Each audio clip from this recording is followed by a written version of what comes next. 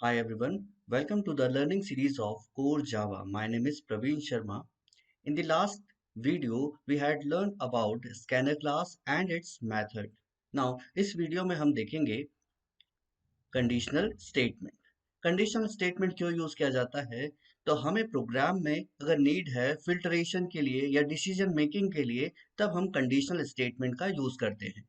Conditional statement के दो type होते हैं, एक है इफ एल्स और दूसरा है स्विच स्टेटमेंट। तो इस वीडियो में हम देखेंगे if else statement. Now let's check content overview. If else statement में हम पहला पॉइंट पढ़ेंगे compile time and run time decision. Then second single if statement. Next if else statement. Next if else if ladder statement and last point होगा हमारा nested if else statement. Now start with the first point, compile time and runtime decision. तो मैं आपको कुछ example से बताता हूँ कि कंपाइल टाइम और रन टाइम पर डिसीजन कब आते हैं। हमने यहाँ पर लिखा ट्रू। अगर कंडीशन है ट्रू तो डिसीजन कब आएगा? कंपाइल टाइम पे। Compile time. हमने अगर लिखा इंट a इक्वल टू 100 तो डिसीजन आएगा रन टाइम पर। और अगर हमने लिखा final int a equal to 100 तो डिसीजन आएगा कंपाइल टाइम पर। तो ये डिफरेंस क्या है और कैसे इसको यूज करना है तो मैं आपको बताता हूँ। यहाँ पर मैं लिखता हूँ वेरिएबल या कंडीशन। वेरिएबल भी देंगे हम, कंडीशन भी देंगे। कंपाइल टाइम, और हमको पता है कंपाइल टाइम पे कौन वर्क करता है? कंपाइलर। देन आते हैं रन टाइम। रन टाइम पर कौन वर्क करता है? JVM।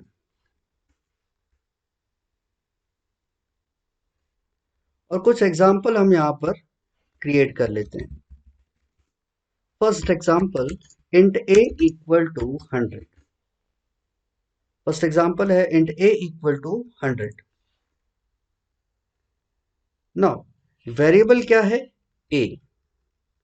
तो कंपाइल टाइम पे कंपाइलर इस वेरिएबल को क्या रीड करेगा? a ही रीड करेगा। लेकिन इस a को 100 कब असाइन होगा? रन टाइम पे। तो रन टाइम पे इस a को क्या असाइन हुआ? 100। एक और एग्जाम्पल देखते हैं। इसको बोल देते हैं first point, then next. Char b equal to x। Char b equal to x। Variable क्या है? b। कंपाइलर कंपाइल टाइम पे इस स्टेटमेंट में से वेरिएबल को रीड करेगा। तो वेरिएबल b को रीड किया, लेकिन इस b को x वैल्यू कब असाइन होगी? रन टाइम पे। तो असाइन हो गया x। तो यहां पर आपको ध्यान रखना है कि अगर कोई वेरिएबल है तो कंपाइल टाइम पे उसको वेरिएबल वैल्यू असाइन नहीं होती। जैसे a इक्वल टू 100 लिखा है तो 100 इसको कंपाइल टाइम पे नहीं मिल जाएगा। 100 इस a को कब मिलेगा? रन टाइम पे। थर्ड मैं आपको बताता हूँ फाइनल का। Final int c equal to 100। देखिए, किसी भी वेरिएबल के नाम के आगे अगर फाइनल कीवर्ड लगा दिया जाए तो ये वेरिएबल क्या बन जाता है? कांस्टेंट। ओके। किसी भी वेरिएबल के नाम के आगे अगर फाइनल कीवर्ड लगा दिया जाए तो वो वेरिएबल क्या बन जाएगा? कांस्टेंट बन जाएगा। तो वेरिएबल क्या है? सी। तो कंपाइलर अब इसे सी नहीं पढ़ेगा, वेरिएबल नहीं पढ़ेगा, इसको एक कांस्टेंट की तरह बिहेव करेगा। तो कंपाइलर कंपाइल टाइम पे ही वैल्यू क्या असाइन कर देगा? 100। क्योंकि फाइनल है और फाइनल लगाने से वेरिएबल क्या बन जाता है? कांस्टेंट। तो कंपाइलर सिर्फ क्या रीड करता है? कांस्टेंट वैल्यू, वेरिएबल रीड नहीं करता। तो कंपाइलर ने रीड किया 100। जब कंपाइल टाइम पे ही वैल्यू 100 है तो रन टाइम पे भी वैल्यू 100 ही रहेगी। अब बनाते हैं कुछ कंडीशन। अभी तक तो हमने वेरिएबल्स देखे थे, अब कुछ कंडीशन हम बनाते हैं। ए है हमारे पास, बी है, एक और मैं लिख देता हूं यहाँ पर, for final int D equal to 200। Okay. Now अब कुछ कंडीशंस बनाते हैं, जैसे कि a इज लेस देन 100। ये कंडीशन है, a इज लेस देन 100। तो इसका डिसीजन कब आएगा? क्या ए छोटा है 100 से, ट्रू और फॉल्स, ये डिसीजन कब आएगा? तो ए क्या है? ए एक नॉर्मल वेरिएबल है और नॉर्मल वेरिएबल को वैल्यू कब असाइन होती है? रन टाइम पे। इसका मतलब है कि कंपाइल टाइम पे कोई डिसीजन नहीं आएगा। कंपाइल टाइम पे एज इट इज यही लिखा हुआ है, ए इज लेस देन 100। लेकिन रन टाइम पे ए को कितना मिलेगा? 100। तो 100 छोटा है क्या 100 से? 100 छोटा है क्या 100 से? तो रिजल्ट क्या मिला? फॉल्स। 100 छोटा नहीं है 100 से, बराबर है ना? तो यहाँ पर रिजल्ट क्या आया? फॉल्स। तो यहाँ पर कोई डिसीजन नहीं लिया गया। डिसीजन कब आया? रन टाइम पे। क्यों? क्योंकि वैल्यू ए को कब असाइन हुई? रन टाइम पे। तो जब वैल्यू असाइन होगी तभी तो हम डिसीजन ले सकते हैं। चलिए एक और देखें।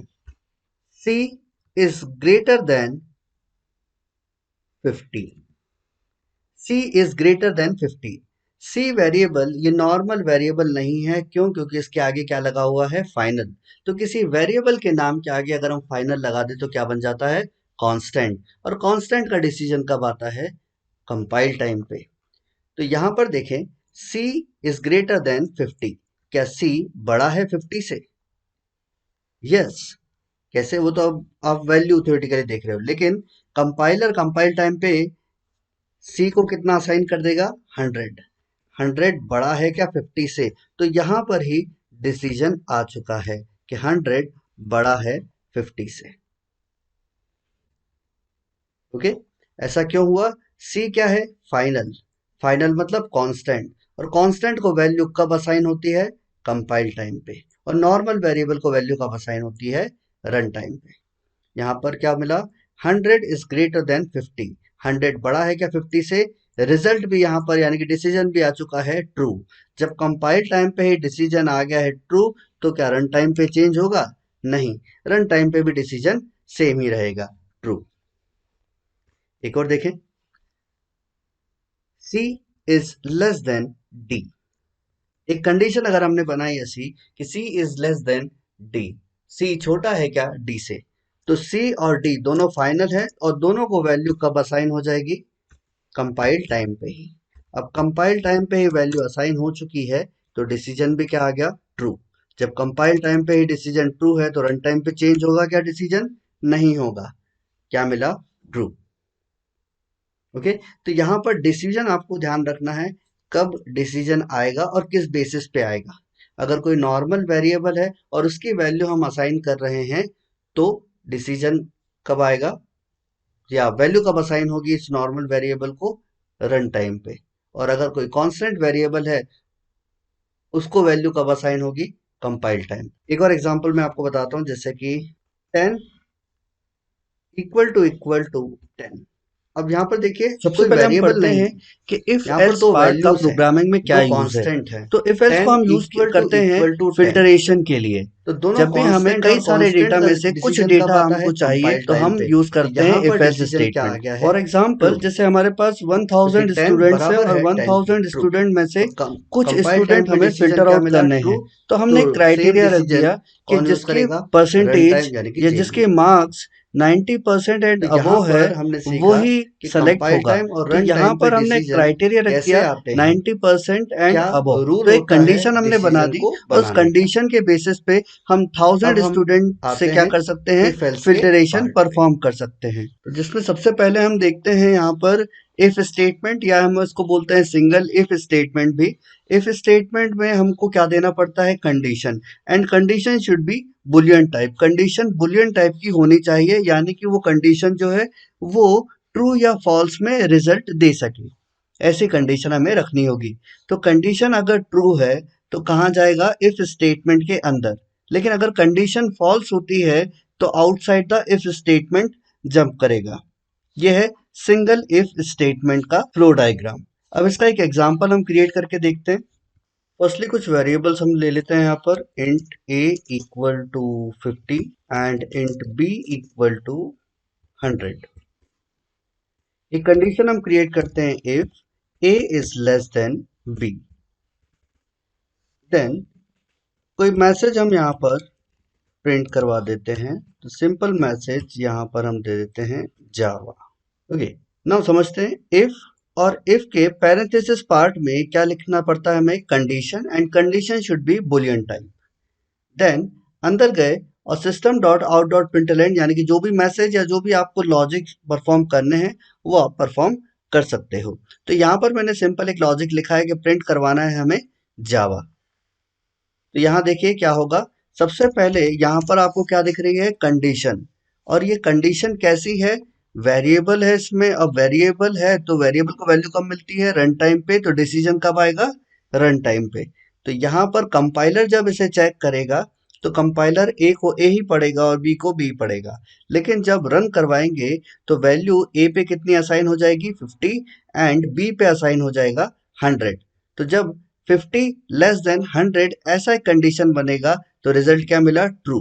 तो रन टाइम पे कहां पर जाएगी? स्टेटमेंट नंबर 12 को पढ़ने। ओके, तो क्या रीड किया? जावा। तो यहाँ पर प्रिंट हो जाएगा जावा। रन करवा के देखते हैं उसे। Run as Java application. देखिए प्रिंट हो गया जावा। नाउ नेक्स्ट, अगर हम यहाँ पर इफ कंडीशन का स्कोप नहीं बनाते तो क्या होगा? तो इफ के बाद जो भी पहला स्टेटमेंट होगा वो इफ के अंदर ही माना जाएगा। और एक और स्टेटमेंट मैं यहां पर लिख देता हूं, वर्ल्ड।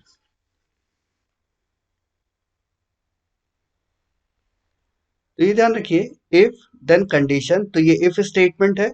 इफ के बाद पहला स्टेटमेंट जो है वो इफ के अंदर ही माना जाएगा, लेकिन दूसरा स्टेटमेंट इफ के बाहर होगा। ठीक है, इफ के बाहर माना जाएगा। क्यों? क्योंकि हमने कर्ली ब्रैकेट से स्कोप नहीं बनाए। यहां पर मैं कंडीशन चेंज कर देता हूं। 50 इज ग्रेटर देन 100, फॉल्स। अब फॉल्स है तो इफ के अंदर नहीं जाएगा। अंदर मतलब पहला स्टेटमेंट रीड नहीं करेगा, बिकॉज कंडीशन यहाँ पर फॉल्स हो चुकी है। और फॉल्स हो गई, पहला स्टेटमेंट इफ के अंदर माना जाएगा, लेकिन दूसरा स्टेटमेंट इफ के बाहर माना जाएगा। तो इफ के बाहर वाला स्टेटमेंट वर्क करेगा बिल्कुल। तो इस प्रोग्राम को मैं रन कराता हूं। तो यहाँ पर देखिए सेकंड स्टेटमेंट जो आउटसाइड द इफ कंसीडर हो रहा है वो प्रिंट हो गया।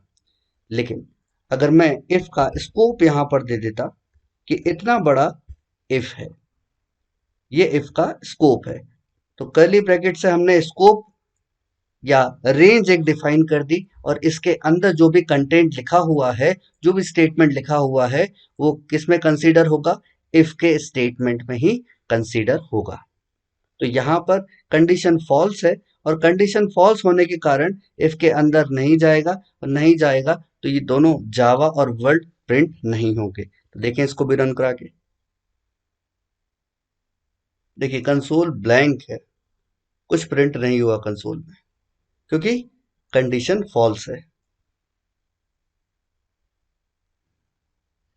नाउ अब हम देखते हैं इफ एल्स स्टेटमेंट। अब इफ के साथ एल्स लगाने का क्या मतलब? तो इफ में जो कंडीशन है, कंडीशन अगर फॉल्स होती है तो फॉल्स स्टेटमेंट भी कहीं ना कहीं लिखा जा सके, तो फॉल्स स्टेटमेंट लिखने के लिए ही क्या बनाया गया?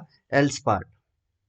जैसे कि आप फ्लो डायग्राम में देख रहे हो, इफ के अंदर कंडीशन है और कंडीशन आइदर ट्रू और फॉल्स रहेगी। तो अगर कंडीशन ट्रू है तो कहाँ जाएगा? इफ के अंदर स्टेटमेंट को रीड करने। लेकिन अगर कंडीशन फॉल्स होती है तो एक और जगह है जहां पर स्टेटमेंट को रीड किया जा सकता है, वो है एल्स पार्ट। चलिए एग्जाम्पल के साथ इसको देखें। अभी जो हमने सिंगल इफ स्टेटमेंट का जो एग्जाम्पल क्रिएट किया था उसी को हम कंटिन्यू करते हैं।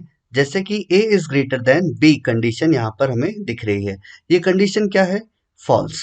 अब फॉल्स है तो फॉल्स होने के बाद इफ के अंदर तो स्टेटमेंट रीड नहीं होगा, कहाँ चला जाएगा? Outside the if. लेकिन हम चाहते हैं कि अगर कंडीशन फॉल्स है तो फॉल्स स्टेटमेंट भी कहीं ना कहीं हमें शो हो। तो हम इसीलिए इफ के बाद क्या क्रिएट करते हैं? Else part. तो यहां पर हमने क्रिएट कर दिया एल्स। और एल्स में मैं कोई स्टेटमेंट लिख देता हूं,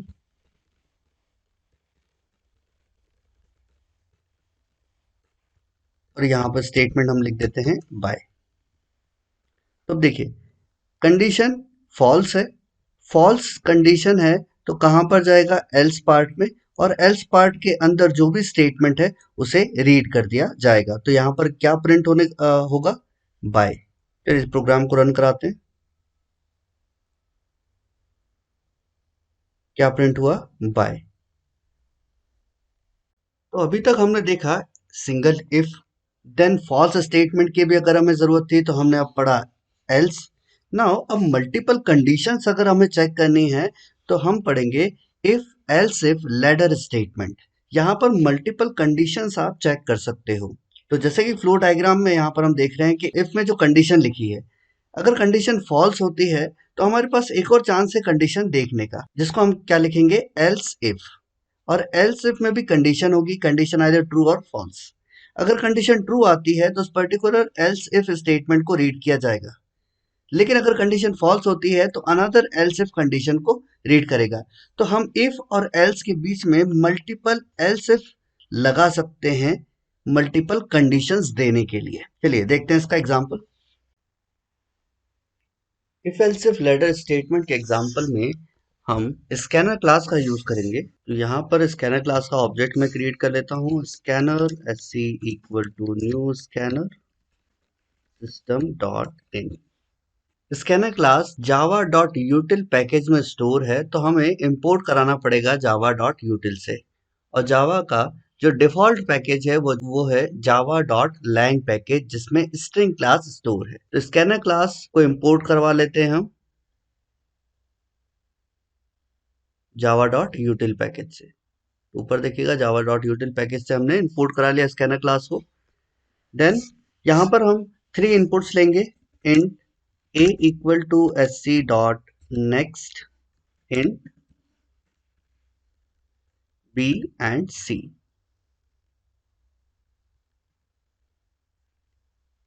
तो हमने 3 वेरिएबल्स लिए a b एंड c। अब हम कंडीशन बनाते हैं इफ एल्स इफ लैडर की।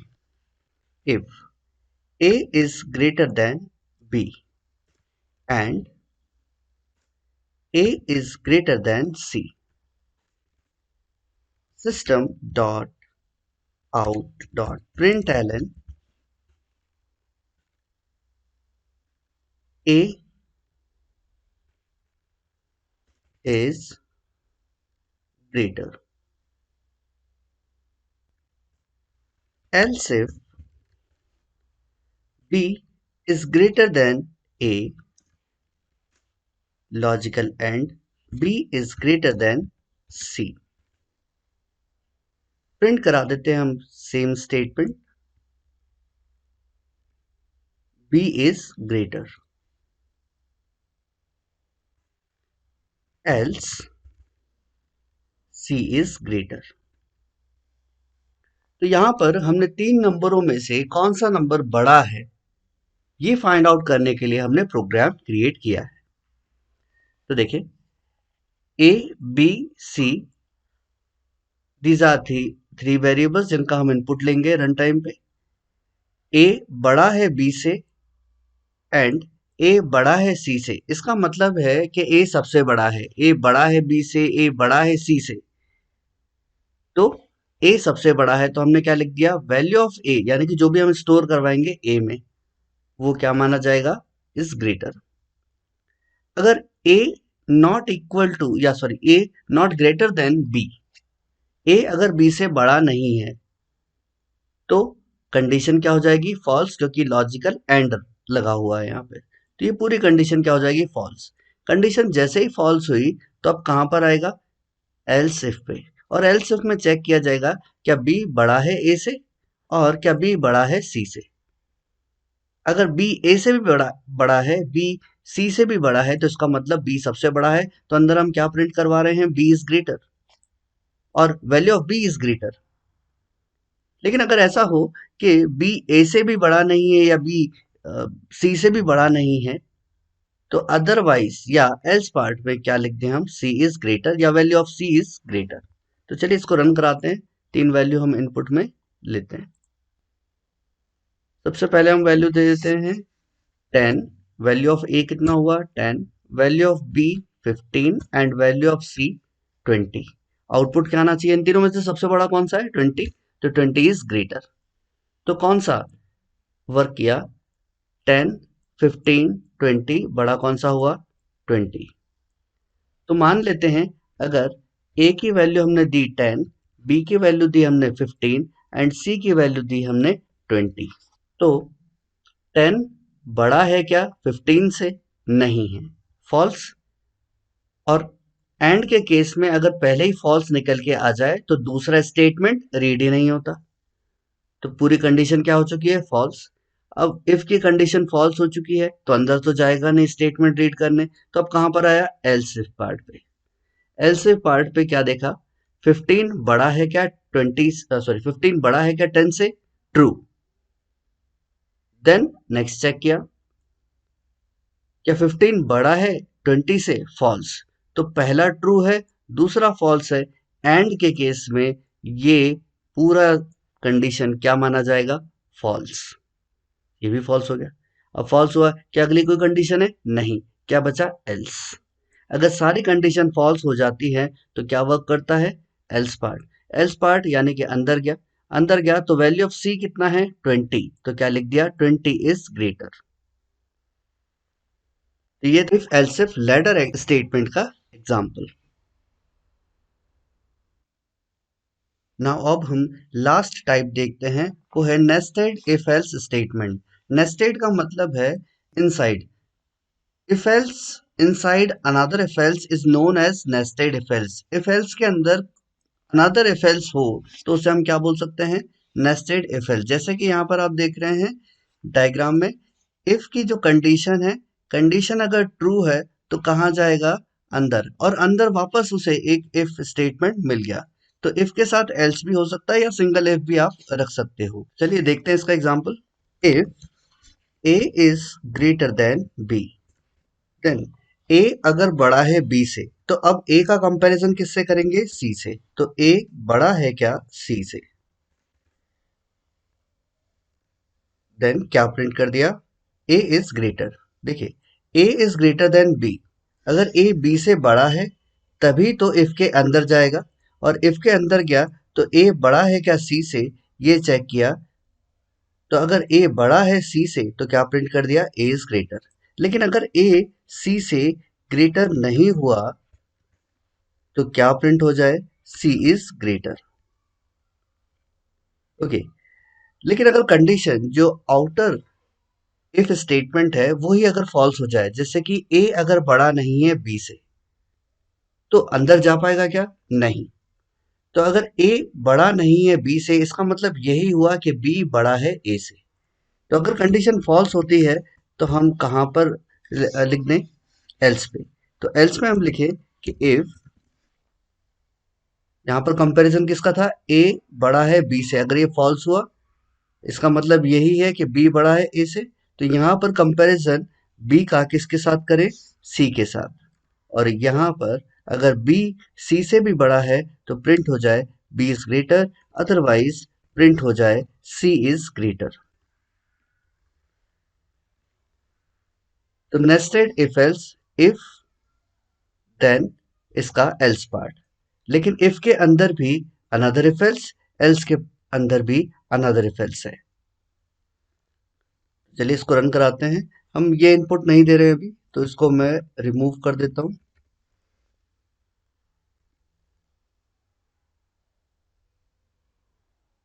नया इनपुट हम देते हैं यहाँ पे फिर 45, 12, 32। एंटर। आंसर क्या है? 45 इज ग्रेटर। तो वैल्यू ऑफ ए दिया हमने 45, वैल्यू ऑफ बी दिया 12 एंड वैल्यू ऑफ सी दिया 32। तो यहां पर देखें 45 बड़ा है क्या 12 से? ट्रू। ट्रू है तो इफ के अंदर गया। इफ के अंदर गया तो वापस क्या मिला? If statement. 45 is greater then 32। True. वापस अंदर गया। अंदर गया तो क्या प्रिंट कर दिया? 45 इज ग्रेटर। वैल्यू ऑफ ए कितना है? 45। 45 इज ग्रेटर। ये प्रिंट हो गया। तो ये था हमारा इफ एल्स का पार्ट। नाउ नेक्स्ट वीडियो में हम देखेंगे स्विच स्टेटमेंट और उसके एग्जांपल्स।